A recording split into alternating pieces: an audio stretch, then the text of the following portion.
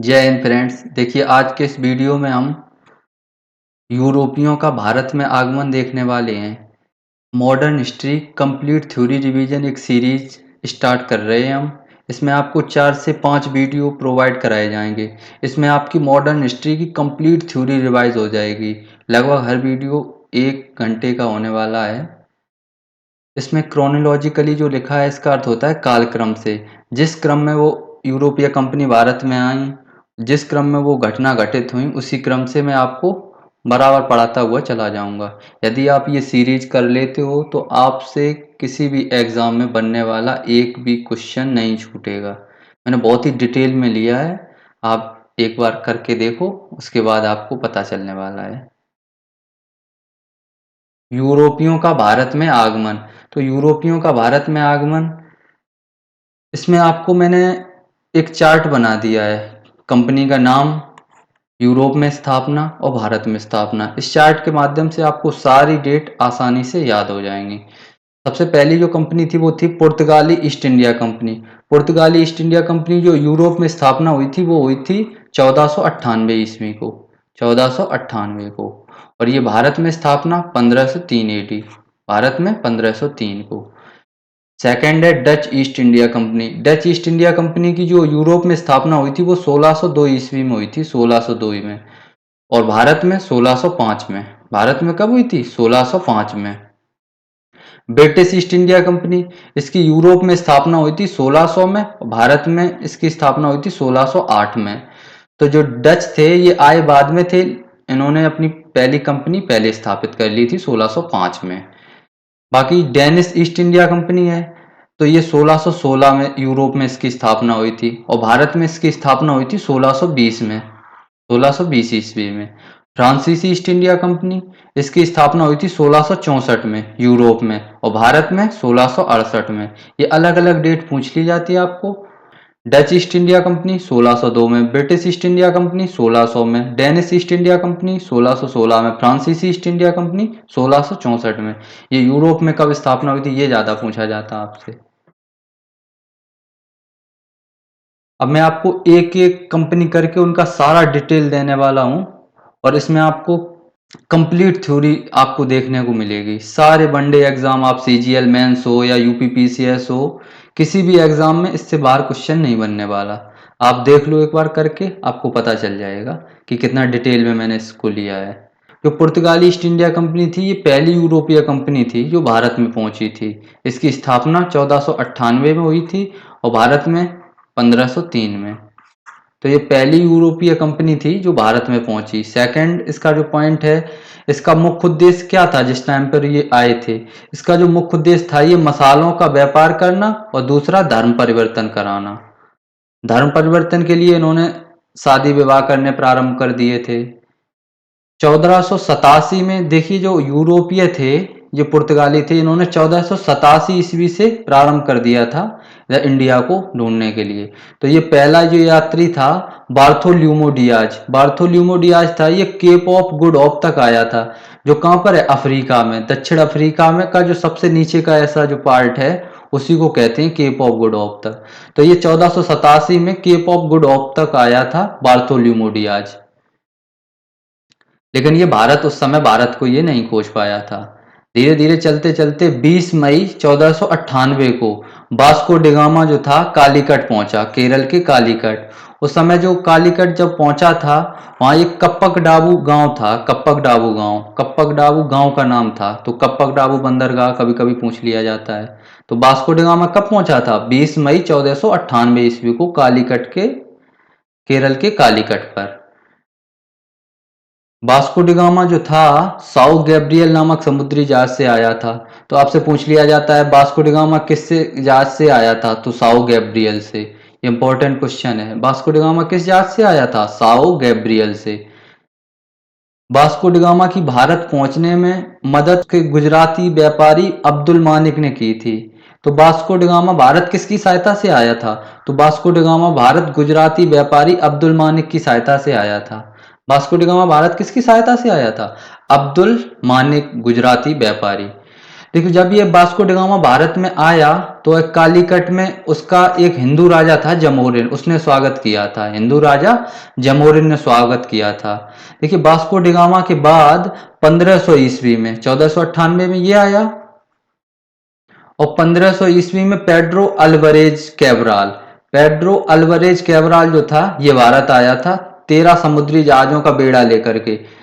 13 समुद्री जहाजों में जो उनका जो नेता था ये पेड्रो अल्वरेज कैब्राल ही था। यह भारत 1500 ईस्वी में आया था। 1500 में पेड्रो अल्वरेज कैब्राल ने ही ब्राजील की खोज की थी, ये पूछ लिया जाता है कभी कभी। पेड्रो अल्वरेज कैब्राल ने किसकी खोज की थी? ब्राजील की। नेक्स्ट, मैगलन जो था इसने समुद्री रास्ते से पूरी दुनिया घूमने वाला पहला व्यक्ति था मैगलन। ये मैगलन का जिक्र मैं इसलिए कर रहा हूं यहाँ पर, मैगलन जो था ये पुर्तगाली था, पुर्तगाली। इसने 1480 से लेकर 1521 तक पूरे विश्व की यात्रा की थी, पूरी दुनिया की मैगलन ने। तो मैगलन एक समुद्री यात्री था, याद रखना आपको। देखिए पेड्रो अल्वरेज कैब्राल के बाद 1502 में फिर पुनः वास्को डी गामा भारत आया था। वास्को डी गामा दूसरी बार भारत आया था। तो पूछ लिया जाता है आपसे वास्को डी गामा दूसरी बार भारत कब आया था? तो इसका राइट आंसर होगा 1502 ईस्वी में। 1503 ईस्वी में अल्बुकर्क भारत आया था। बाद में यह एक पुर्तगाली गवर्नर बनकर भी भारत आया था। तो अल्बुकर्क पहली बार कब आया था? 1503 में। देखिए 1503 में पुर्तगालियों ने भारत में पहली फैक्ट्री कोचीन में स्थापित कर दी थी। कोचीन, कोचीन कहाँ था? केरला में। तो पुर्तगालियों की पहली फैक्ट्री कब स्थापित हुई थी? 1503 में, कोचीन में। और 1505 में फ्रांसिस्को डी अल्मीडा भारत आया। देखिए जो फ्रांसिस्को डी अल्मीडा था ये भारत का पहला पुर्तगाली गवर्नर था, फर्स्ट। ये जो था 1505 से लेकर के 1509 ईस्वी तक भारत में रहा था। 1505 से 1509 ईस्वी तक। देखिए फ्रांसिस्को डी अल्मीडा द्वारा जो जो भी काम किए गए उनको इसी क्रम में मैंने लिख लिया है। देखो अल्मीडा ने नीले पानी की नीति लेकर आया था। आपसे क्वेश्चन पूछ लिया जाता है कि नीले पानी की नीति किसने शुरू की थी? आपको Nuno da Cunha, Francisco de Almeida, बहुत सारे गवर्नर के नाम दे दिए जाते हैं। तो इसका राइट आंसर क्या होगा? फ्रांसिस्को डी अल्मीडा ने। नीले पानी की नीति का अर्थ क्या होता था? इसका अर्थ था शांतिपूर्वक व्यापार, शांतिपूर्वक व्यापार करना था। लेकिन बाद में इसका अर्थ बदल गया था। नीले पानी की नीति को शांत जल की नीति कहते हैं। नीले पानी की नीति को क्या कहते हैं? शांत जल की नीति। कभी कभी ऐसे भी आपसे क्वेश्चन पूछ लिया जाता है कि शांत जल की नीति किसने शुरू की थी? तो राइट आंसर इसका क्या होगा? फ्रांसिस्को डी अल्मीडा ने। देखिए फ्रांसिस्को डी अल्मीडा ने 1509 ईस्वी में क्या किया कि अरब, मिस्र और गुजरात ये तीनों नौसेना थी, इन तीनों की नौसेना को मिलकर एक साथ हरा दिया था। अरब की, फ्रांस की और मिस्र की, नहीं सॉरी, अरब, मिस्र और गुजरात, अरब, मिस्र और गुजरात तीनों की नौसेना को एक साथ हरा दिया था 1509 ईस्वी में। उस समय जो गुजरात का शासक था वो महमूद बेगड़ा था। महमूद बेगड़ा, गुजरात का शासक कौन था? महमूद बेगड़ा। देखिए अल्मीडा ने जो सबसे प्रमुख काम किया था वो ये किया था कि नौसैनिक सर्वोच्चता स्थापित की थी। इसने नौसेना को बहुत मजबूत किया था। इसके टक्कर लेने वाली कोई उस समय सेना थी नहीं, चाहे वो अरब की सेना हो या वो गुजरात की हो, किसी की भी हो, इससे टक्कर लेने वाली कोई भी सेना नहीं थी उस समय। क्योंकि पुर्तगालियों ने क्या किया उस समय, जब इनकी सेना बहुत मजबूत हो गई तो उस समय इसने अरब सागर, हिंद महासागर और बंगाल की खाड़ी में लूटपाट शुरू कर दिया। अब ये लूटपाट करना शुरू कर दिया इन्होंने। हुगली लूटपाट का प्रमुख केंद्र था। हुगली क्या था? हुगली बंगाल में था, जो लूटपाट का एक प्रमुख केंद्र था। हुगली, हुगली जो था लूटपाट का एक प्रमुख केंद्र था, याद रखना है इसको। पुर्तगालियों ने कार्टेज प्रणाली लाए थे। ये कार्टेज प्रणाली, इसमें क्या होता था, इसमें आपको पहले से अनुमति लेने होती थी कि मैं इस रास्ते से व्यापार या अपना जहाज को लेके जाने वाला था। कार्टेज होता था जिसके पास, उसको ये नहीं लूटते थे। नेक्स्ट देखिए, पुर्तगाली समुद्री साम्राज्य को एस्तादो द इंडिया कहते हैं। पुर्तगाली समुद्री साम्राज्य था, इसको एस्तादो द इंडिया कहते हैं। एस्तादो द इंडिया, पुर्तगाली कंपनी का नाम क्या था? Estado the India. नेक्स्ट जो गवर्नर बनकर आया जो भारत का 1505 में, अभी आपने देखा था 1505 में अल्मीडा आया था, फ्रांसिस्को डी अल्मीडा। 1505 में कौन आया था? फ्रांसिस्को डी अल्मीडा, जो कि फर्स्ट गवर्नर था पुर्तगाल का। पुर्तगाली। सेकंड नंबर पे अल्बुकर्क आया, यह आया था 1509 में। यह दूसरा पुर्तगाली गवर्नर था, दूसरा। इसने क्या किया, ये जो था, इसने 1510 में बीजापुर राज्य से गोवा छीन लिया था। बीजापुर राज्य से गोवा छीन लिया था। उस समय जो बीजापुर का शासक था वो आदिल शाह था, यूसुफ आदिल शाह। बीजापुर का शासक कौन था? यूसुफ आदिल शाह। ये जो था अल्बुकर्क, ये 1509 ईस्वी से 1515 ईस्वी तक भारत में रुका था। 1509 से 1515 तक। अब गोवा किस तरीके से पुर्तगालियों के पास पहुंचा था, और गोवा सबसे बाद में जो आजाद हुआ था 1961 में ऑपरेशन विजय के द्वारा। ये मैंने यहीं पर लिख दिया। गोवा को कब आजादी मिली थी? ऑपरेशन विजय के द्वारा स्वतंत्र हुआ था। तो पुर्तगाली एक ऐसे थे यूरोपियों में जो भारत में सबसे पहले आए थे और सबसे बाद में जाने वाले थे। भारत में सबसे पहले आए और सबसे बाद में गए थे पुर्तगाली, 1961 में गोवा को खाली करके ऑपरेशन विजय के द्वारा। किसके द्वारा? ऑपरेशन विजय के द्वारा। भारत में जो पुर्तगाली साम्राज्य का वास्तविक संस्थापक माना जाता है वो अल्बुकर्क को ही माना जाता है। पुर्तगाली साम्राज्य का वास्तविक संस्थापक किसको माना जाता है? अल्बुकर्क को। अल्बुकर्क ने क्या किया, उस समय भारतीय महिलाओं से शादी करने के लिए इसने पुर्तगालियों को प्रोत्साहित करना प्रारंभ कर दिया, जिससे ये अपनी संख्या लगातार यहाँ पर बढ़ाने लगे और धर्म परिवर्तन की ओर ले जाने लगे भारत वालों को। अल्बुकर्क ने सती प्रथा पर रोक लगा दी थी। सती प्रथा पर रोक लगाई। तो निम्नलिखित में से कौन सा पुर्तगाली गवर्नर था जिसने सती प्रथा पर रोक लगाई थी? ऐसे करके आपसे क्वेश्चन पूछ लिया जाता है, तो इसका राइट आंसर क्या हो जाएगा? अल्बुकर्क, जो दूसरा पुर्तगाली गवर्नर था, जो 1509 में आया और 1515 में गया था। अल्बुकर्क का एक दूत था फादर लुई। फादर लुई जो था अल्बुकर्क का दूत था। यह विजयनगर के शासक जो था कृष्णदेवराय, जो तुलुप वंश से संबंधित था, उसके यहाँ इसने अपने एक दूत को फादर लुई को भेजा भटकल नामक स्थान पर फैक्ट्री बनाने के लिए, आज्ञा प्राप्त करने के लिए। लेकिन उसने इसको फैक्ट्री बनाने की आज्ञा नहीं दी थी कृष्णदेवराय ने। कृष्णदेवराय किस वंश से संबंधित था? तो कृष्णदेवराय जो था ये तुलुप वंश से संबंधित था, तुलुप वंश। नेक्स्ट, बारबोसा एक पुर्तगाली यात्री था जो अल्बुकर्क का देववासिया था। यह ट्रांसलेटर था बारबोसा। बारबोसा कौन था? पुर्तगाली यात्री था। बाकी आप बहुत सारे पुर्तगाली यात्री भारत में आए। Barthema, Domingo Paes, Fernandes Nunes, Caesar Frederick भारत में आने वाले अन्य पुर्तगाली यात्री थे। ठीक है। अब 1515 के बाद, उसके बाद अल्बुकर्क ने और क्या काम किया था? अल्बुकर्क ने 1511 ईस्वी में क्या किया? मलक्का पर विजय प्राप्त कर दी। मलक्का पर, दक्षिण एशिया में, जो दक्षिण पूर्व एशिया का एक पार्ट है, मलक्का पर इसने क्या कर ली? विजय प्राप्त कर ली। और 1515 में इसने हारमूज पर, 1511 में मलक्का पर, 1515 में हारमूज पर। ये 1515 तक यहाँ रुका था। नेक्स्ट जो पुर्तगालियों से इंपॉर्टेंट क्वेश्चन बनता है वो ये था कि वास्को ड गामा तीसरी बार भारत कब आया? तो ये 1524 में आया था गवर्नर बनकर। 1524 में इसकी कोचीन में मृत्यु हो गई थी। तो पुर्तगाली गवर्नर की मृत्यु वास्को ड गामा की कब हो गई थी? 1524 में कोचीन में। वास्को ड गामा की मृत्यु कोचीन में 1524 ईस्वी में हो गई। अब इसके बाद नीनो डी कुन्ना पुर्तगाली गवर्नर बनकर भारत आया। इसका भी बड़ा योगदान है नीनो डी कुन्ना का। नीनो डी कुन्ना था, ये 1529 से लेकर के 1538 ईस्वी तक भारत रुका था। 1529 से 1538 तक।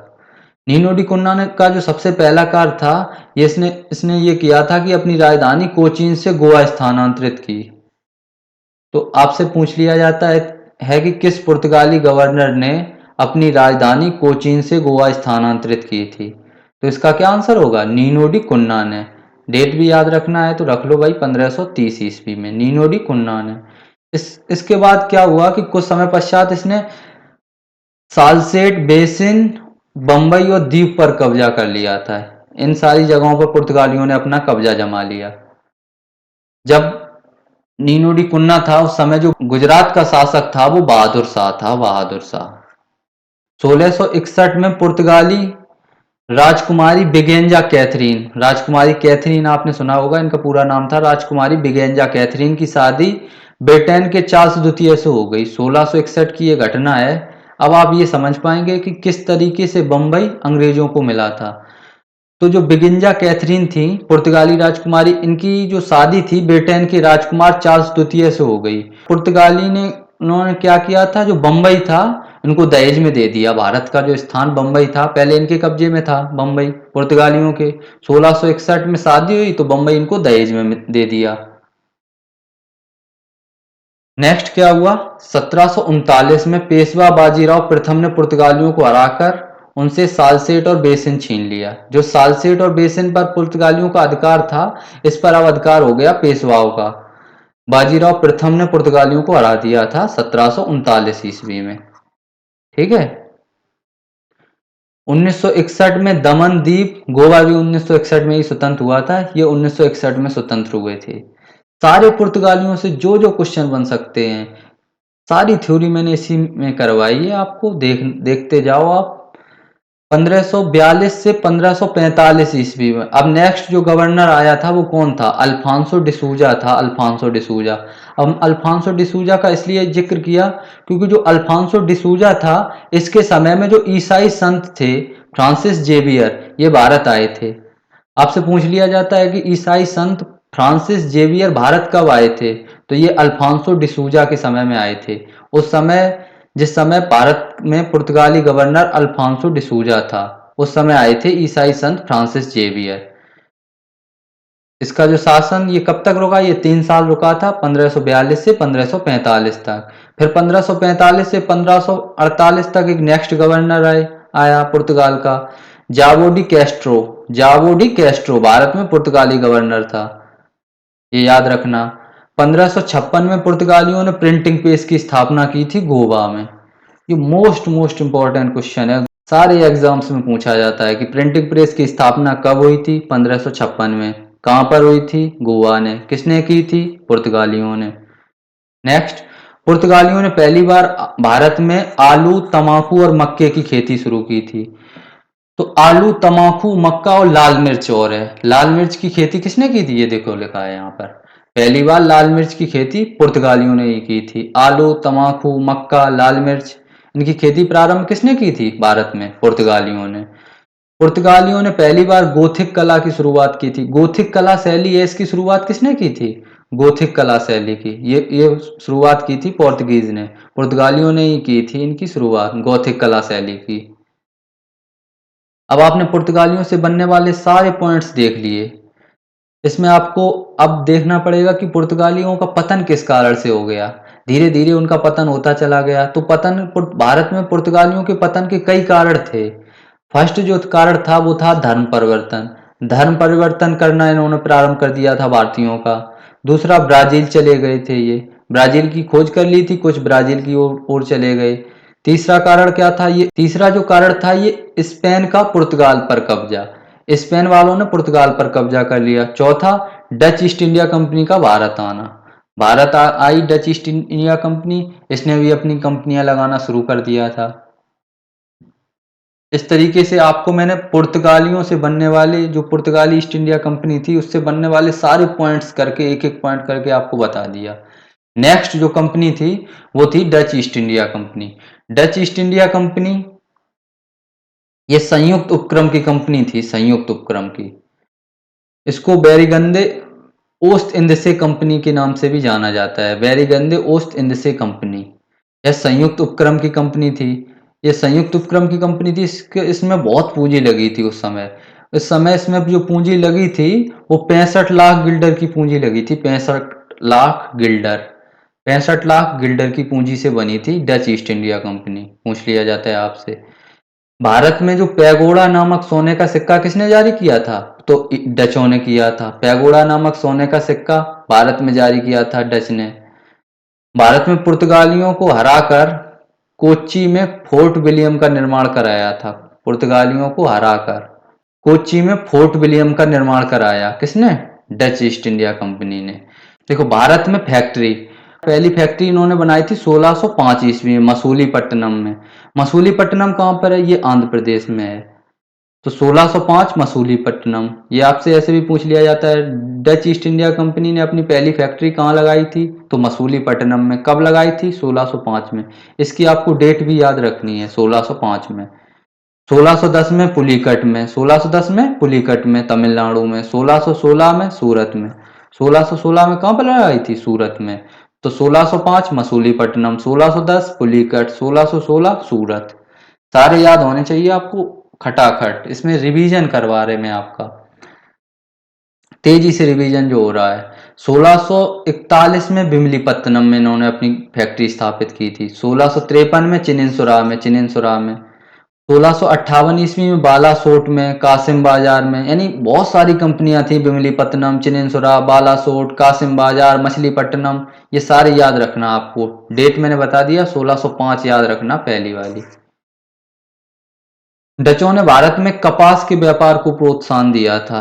तो डचों ने भारत में किसके व्यापार को प्रोत्साहन दिया था, तो कपास के। याद रखना इसको, कपास के व्यापार। आपसे पूछ लिया जाएगा सारी कंपनियों के नाम, फ्रांस, स्वीडन, ब्रिटिश, कुछ भी दे दिया जाएगा, और डच। तो इसका राइट आंसर क्या होगा, डचों ने। भारत आने वाला पहला डच कौन था, ऐसे पूछ लिया जाएगा। तो भारत आने वाला जो पहला डच था, ये कॉर्नवालिस द हस्तमान था। कॉर्नवालिस द हस्तमान, ये 1596 में भारत आया था, कॉर्नवालिस द हस्तमान। तो पहला डच कॉर्नवालिस द हस्तमान था। मेरे साथ बोलते जाएं, याद होता चला जाएगा। जिसको याद नहीं है, बाकी ये रिवीजन है, बहुत सारे लोगों को याद भी होगा। कॉर्नवालिस द हस्तमान था, ये 1596 में भारत आया था। अब डचों का पतन कैसे हुआ, देखिए 1759 में क्या हुआ, बेदरा का युद्ध हुआ। 1759 में, ये बेदरा का युद्ध था, ये अंग्रेज और डचों के बीच हुआ था। 1759 में बेदरा का युद्ध हुआ। इस युद्ध में अंग्रेजों ने डचों और मीर जाफर को हरा दिया था। डचों और मीर जाफर डचों से मिल गया था। बाद में ये फिर अंग्रेजों से मिल गया, तो अंग्रेजों ने इसको बंगाल का नवाब बना दिया था।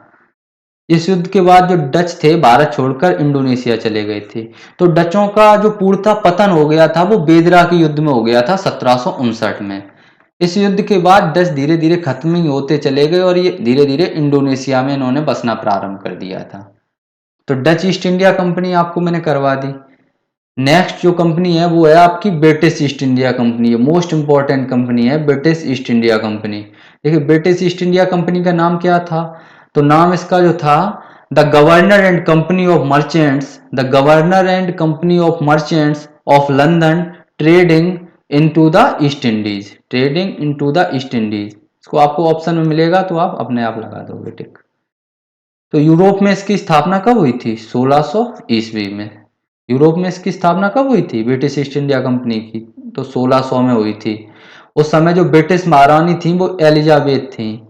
ब्रिटिश में तो एलिजाबेथ थी, और भारत में उस समय मुगल बादशाह कौन था, तो अकबर था। ये कई बार ये प्रश्न पूछा गया, कई बार। इस कंपनी जब ये प्रारंभ में बनी थी, तो इसमें 217 मालिक थे। कंपनी में कितने मालिक थे, 217। ये ब्रिटिश ईस्ट इंडिया कंपनी थी, ये 30,133 पाउंड की रकम से बनाई गई थी। इसमें कितनी पूंजी लगी थी, 30,133 पाउंड की पूंजी से ये बनी थी। यह संयुक्त उपक्रम की पहली कंपनी थी। भारत में इसकी स्थापना 1608 ईस्वी में हुई थी। यूरोप में 1600 में, भारत में 1608 में। नेक्स्ट पॉइंट देखते हैं। उस समय जो ब्रिटेन का शासक था, वो जेम्स प्रथम था, और मुगल शासक उस समय जहांगीर था। मुगल शासक उस समय कौन था, जहांगीर था। जब भारत में स्थापना हुई थी, उस समय की ये बात कर रहे हैं हम। और बाकी आपने जो पीछे देखा था, जब यूरोप में स्थापना हुई थी, उस समय भारत में अकबर था, 1608 में। के बाद यहाँ जहांगीर था शासक। भारत में अंग्रेजों की फैक्ट्रियां। अब सबसे पहले हम फैक्ट्री देखते हैं। इसमें आपको बहुत कंफ्यूजन रहती है कि पहली कौन थी, लास्ट कौन थी, या कहाँ कहाँ बनाई थी। तो ये सबसे पहली इन्होंने जो फैक्ट्री थी, ये 1608 ईस्वी में बनाई थी, सूरत में। 1608 में सूरत में बनाई थी, 1608 में। ये उत्तर भारत की पहली फैक्ट्री थी। आपसे पूछ लिया जाता है उत्तर भारत की पहली फैक्ट्री कौन थी, तो अंग्रेजों की। तो ये सूरत में थी, 1608 में इसकी स्थापना हुई थी। ये पूरी तरीके से स्थायी नहीं थी, धीरे धीरे इसमें काम चलता रहा। काम बंद हो गया था इसमें 1610 में, फिर पुनः ये 1613 से काम चालू हुआ, फिर ये बाद में चली। उसके बीच में ये 1611 में एक मसूलीपट्टनम में भी बनाई गई थी। यह दक्षिण भारत की पहली फैक्ट्री थी। तो आपको ऑप्शन मिलेगा, इसमें आप सूरत लगाना पहली फैक्ट्री।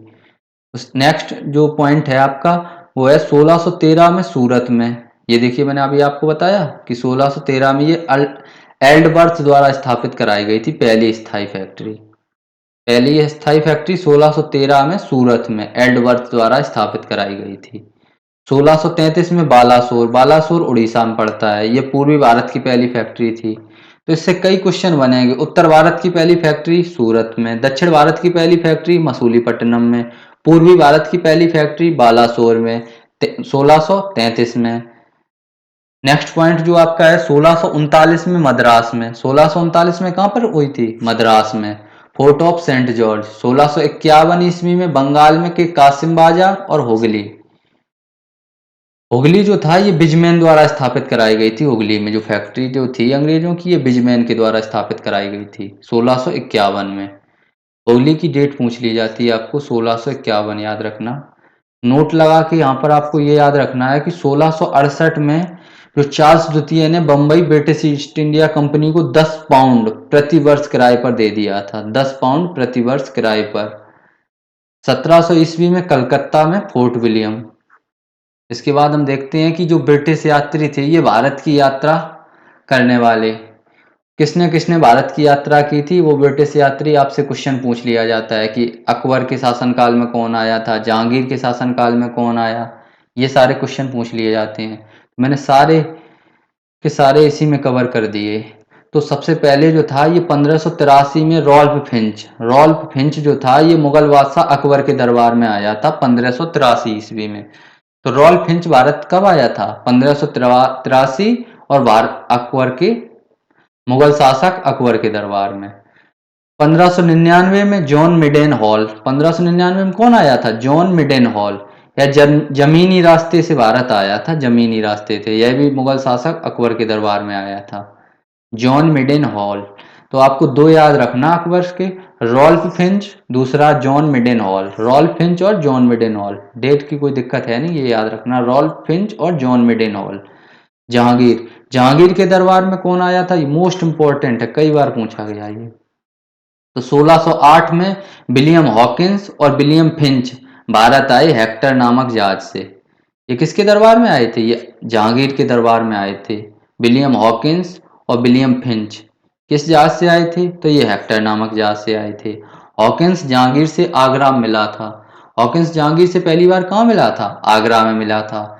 जहांगीर ने विलियम हॉकिंस को इंग्लिश खान की उपाधि दी, इंग्लिश खान की उपाधि दी थी विलियम हॉकिंस को, और 400 का मनसब और आगरा का एक व्यक्तिगत जागीर दी। ये सारी चीजें जहांगीर ने किसको प्रदान की थी? विलियम हॉकिंस को। इंग्लिश खान की उपाधि, 400 का मनसब और आगरा में एक व्यक्तिगत जागीर। उसके बाद 1608 में तो विलियम हॉकिंस हो गया, और 1615 में Thomas Roe, sir Thomas Roe जो था ये 1615 में आया था। उसने जहांगीर से कहां पर मुलाकात की थी? अजमेर में। और उसने कहां की थी? आगरा में। थॉमस रो ने जहांगीर को एक पेंटिंग और एक चश्मा और या घड़ी दी थी, चश्मा, घड़ी, पेंटिंग। ये सर टॉमस रो ने किसको दी थी? जहांगीर को। एडवर्ड टैटी नामक पादरी टॉमस रो के साथ भारत आया। ये एक पादरी थे, ईसाई धर्मगुरु एडवर्ड टैटी। ये किसके समय में आए थे? टॉमस रो के साथ आए थे जहांगीर के समय में। जहांगीर ने अंग्रेजों को सूरत, बड़ौच, अहमदाबाद, आगरा में व्यापार करने की छूट दे दी थी। नेक्स्ट शाहजहां। शाहजहां के समय में कौन सा अंग्रेज भारत आया था? तो इसके शासनकाल में जो विलियम बफ्टन था, विलियम बफ्टन किसके समय में आया था? तो शाहजहां के समय में आया था। इसने 1651 में ब्रिटिश ईस्ट इंडिया कंपनी को 3000 रुपए प्रति वर्ष के बदले बंगाल में व्यापार की छूट दी। किसने? शाहजहां ने। तो सबसे पहले 1651 में शाहजहां ने 3000 रुपए प्रति वर्ष के बदले बंगाल में व्यापार करने की छूट मिली। उसके बाद 1651 में ही बंगाल का गवर्नर शाहजहां का बेटा शाह शुजा था। 1651 में बंगाल का गवर्नर कौन था? शाहजहां का बेटा था शाह शुजा। नेक्स्ट औरंगजेब। औरंगजेब से आपको याद रखना है कि मुगलों और अंग्रेजों के बीच झड़प हुगली में औरंगजेब ने ब्रिटिश अधिकारी चाइल्ड को दंडित किया था। ये औरंगजेब के संदर्भ में आपको याद रखना। ब्रिटिश अधिकारी चाइल्ड को दंडित किया था। हुगली में झड़प हो गई थी औरंगजेब की, अंग्रेजों और मुगलों की। औरंगजेब ने ब्रिटिश ईस्ट इंडिया कंपनी से 1.5% जजिया कर वसूला था। औरंगजेब ने 1.5% का जजिया कर वसूला था अंग्रेजों से। कितने का? 1.5% का। 1702 में विलियम नॉरिस, एक नई ईस्ट इंडिया कंपनी का दूत था विलियम नॉरिस, जब ब्रिटेन से भारत आया था 1702 में। उस समय किसका शासन था? औरंगजेब का। नॉरिस जो था औरंगजेब के दरबार में ही आया था, याद रखना इसको। 1708 में अर्ल ऑफ गोडोलफिन के समझौते के बाद दोनों कंपनियों का विलय हो गया। 1708 में अर्ल ऑफ गोडोलफिन के समझौते के बाद दोनों कंपनियों का विलय हो गया। नई कंपनी का नाम the United company of merchants of London trading into the east Indies हो गया। ये जो नई ईस्ट इंडिया कंपनी का दूत था विलियम नॉरिस, इसका और जो पुरानी चल रही थी उसका, दोनों का जो विलय था ये 1708 में हो गया और इसका नया नाम ये रख दिया गया था the United company of merchants of London trading into the east Indies. ये किस समझौते के साथ हुआ था? ये गोडोलफिन के समझौते के साथ विलय हुआ था दोनों कंपनियों का। अब हम फर्रुखसियर के बारे में देखते हैं। फर्रुखसियर तो 1716 में जॉन सुरमन, हैमिल्टन और सैहुद भारत आए थे फर्रुखसियर के दरबार में। जॉन सुरमन, हैमिल्टन और सैहुद। हैमिल्टन, सैहुद और जॉन सुरमन, याद रखना आपको। फर्रुखसियर ने 1717 में सुरमन को बंगाल में स्वतंत्र व्यापार की छूट दी।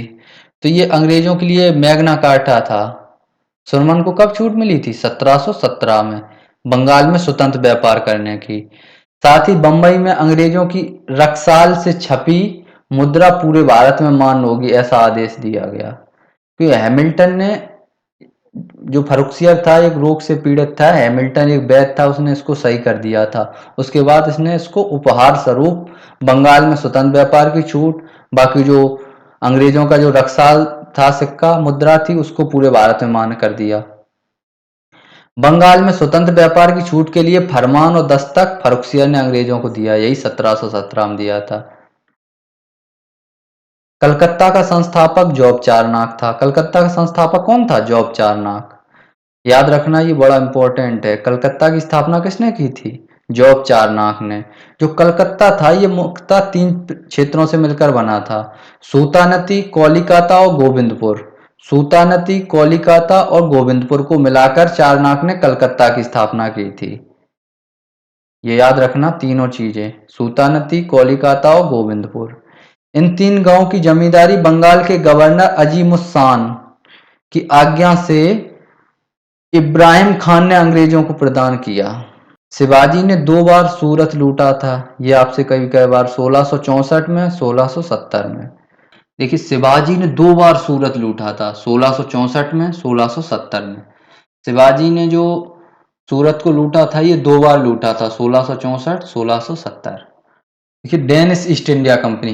अब हम आपको डेनिश ईस्ट इंडिया कंपनी हम लोग पढ़ते हैं। डेनिश ईस्ट इंडिया कंपनी, इससे बनने वाले सभी पॉइंट फॉर्म में लिखे गए हैं, जो भी इंपॉर्टेंट पॉइंट्स हैं।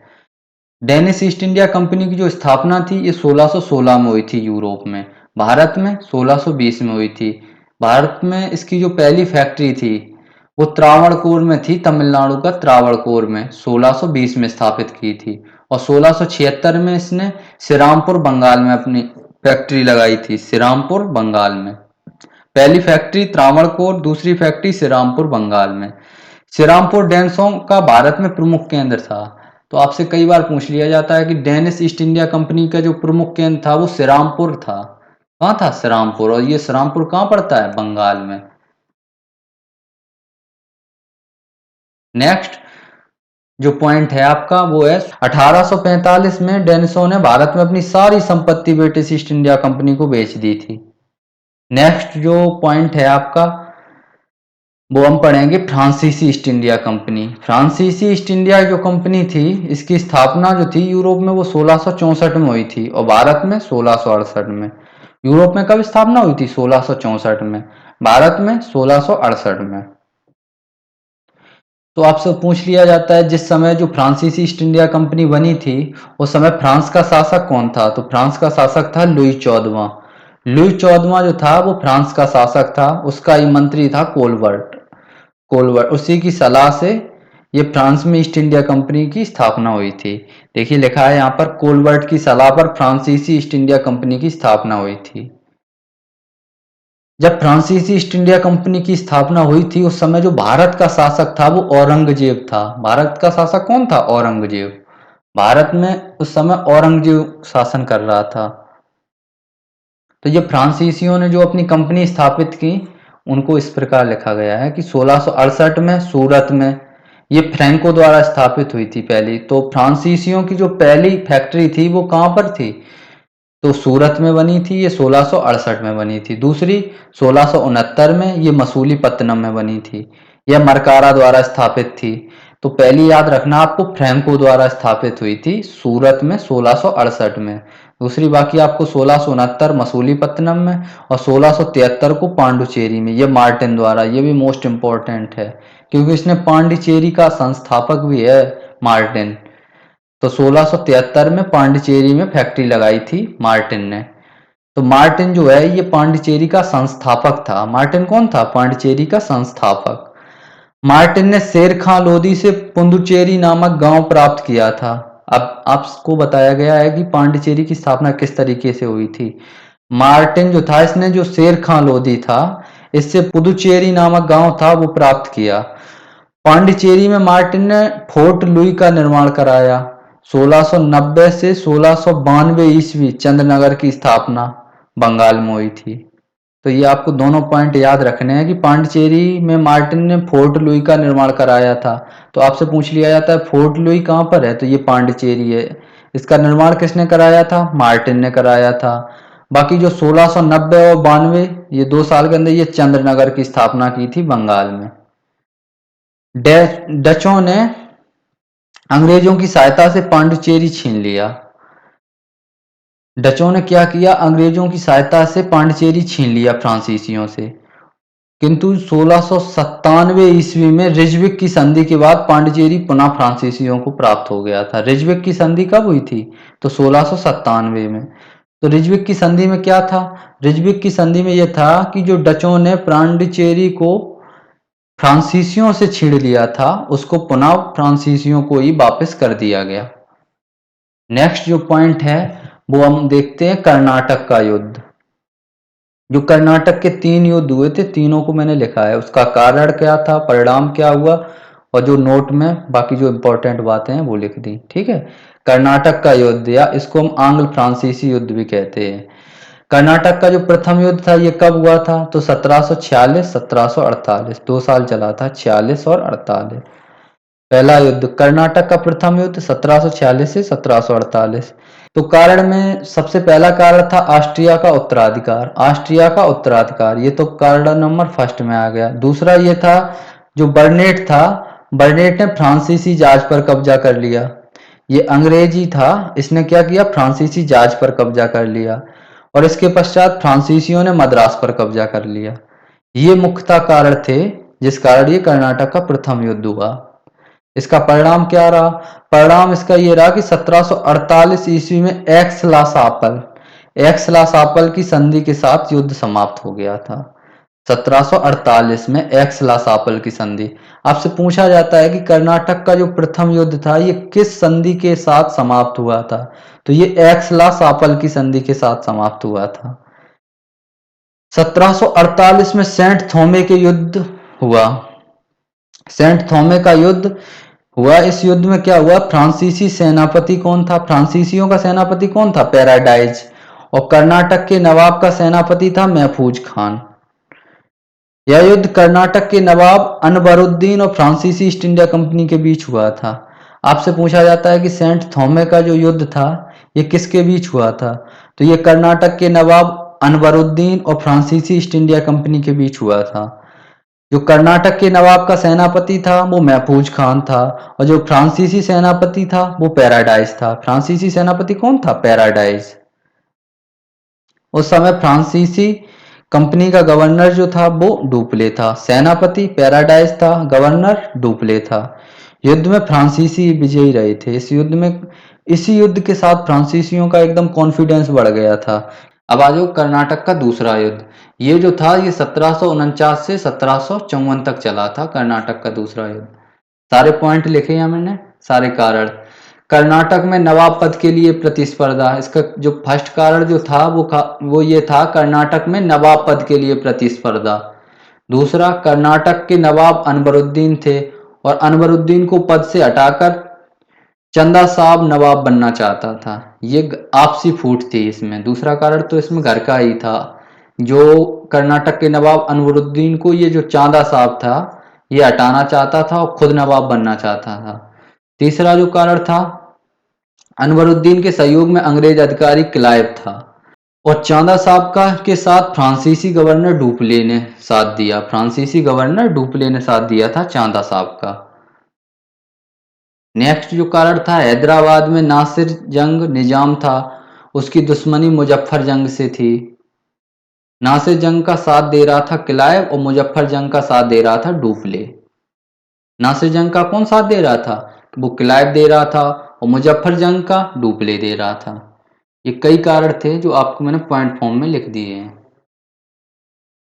इसका जो दूसरे युद्ध का जो परिणाम था, ये 1749 में वेल्लोर में अंबर का युद्ध हुआ। इस युद्ध में चांदा साहब ने अनवरुद्दीन को हराया। ये तो पहली साल की बात है। जो बेल्लौर में अंबर का युद्ध हुआ था। अंबर का युद्ध कब हुआ था? तो 1749 में। इसमें क्या हुआ, जो चांदा साहब ने अनवरुद्दीन को हराया। दूसरा जो है पॉइंट, वो है फ्रांसीसी हैदराबाद में भी विजयी रहे और हैदराबाद में फ्रांसीसी अधिकारी जनरल बस्सी के अधीन एक फ्रांसीसी सेना की टुकड़ी रखी गई। सेकंड कारण ये था। कर्नाटक का तीसरा युद्ध। जो कर्नाटक का तीसरा युद्ध था ये 1758 से लेकर के 1763 तक चला था। कारण, यूरोप में सप्तवर्षीय युद्ध 1756 से 1763। इसका कर्नाटक के तीसरे युद्ध का कारण क्या था? तो कर्नाटक में जो तीसरे युद्ध का कारण था ये यूरोप में सप्तवर्षीय युद्ध था 1756 से 1763 तक जो चला था। इसका परिणाम क्या हुआ? इसका जो परिणाम था, ये 1760 में बांडीवास का युद्ध। इसमें क्या हुआ, ब्रिटिश ईस्ट इंडिया कंपनी का जो सेनापति था आयरकूट और फ्रांसीसी कंपनी का सेनापति काउंटर डी लाली था, काउंट डी लाली। इसमें बांडीवास के युद्ध में फ्रांसीसी पराजित हुए थे। फ्रांसीसियों को निर्णायक रूप से अंग्रेजों ने हरा दिया। देख लिखा है ये, फ्रांसीसियों को निर्णायक रूप से अंग्रेजों ने हरा दिया था और 1763 में पेरिस की संधि के साथ यह युद्ध समाप्त हो गया। तो कर्नाटक का जो तीसरा युद्ध था वो किस संधि के साथ समाप्त हुआ था? पेरिस की संधि के साथ। और 1763 में यहाँ भारत जो फ्रांसीसियों का जो भारत में अस्तित्व था वो धीरे धीरे 1760 में बांडीवास के युद्ध के साथ पूर्णतः समाप्त हो गया था। फ्रांसीसियों का बिल्कुल अस्तित्व समाप्त हो गया इसी के साथ। थैंक यू यार आप सभी का। ये मॉडर्न हिस्ट्री का जो रिवीजन सीरीज चल रही है, कंप्लीट थ्योरी रिवीजन, इसमें मैं आपको क्या कराने वाला हूँ? Complete theory. इस थ्योरी में आपको मैं, पहला वीडियो था ये थ्योरी का, इसमें आपको मैंने यूरोपीय कंपनियों का जो भारत में आगमन था, कब हुआ, कौन कौन सी आई, सारे पॉइंट फॉर्म में मैंने आपको आसानी से बता दिया। इसमें आप पूरा का पूरा हिस्ट्री में आपको, मॉडर्न हिस्ट्री लगभग 4 से 5 वीडियो में करा दूंगा। उसके बाद आपको एक मैराथन दे दूंगा जिससे आप एग्जाम से ठीक पहले सारी हिस्ट्री के जितने भी मेन पॉइंट्स हैं, इंपॉर्टेंट पॉइंट्स हैं, उनको याद करके डायरेक्ट चले जाओ। आपको बार बार ये नोट्स हैं, नोट्स से ही मैंने आपको टाइप करके सारा का सारा बताया है इसी फॉर्म में। तो थैंक यू यार आप सभी का।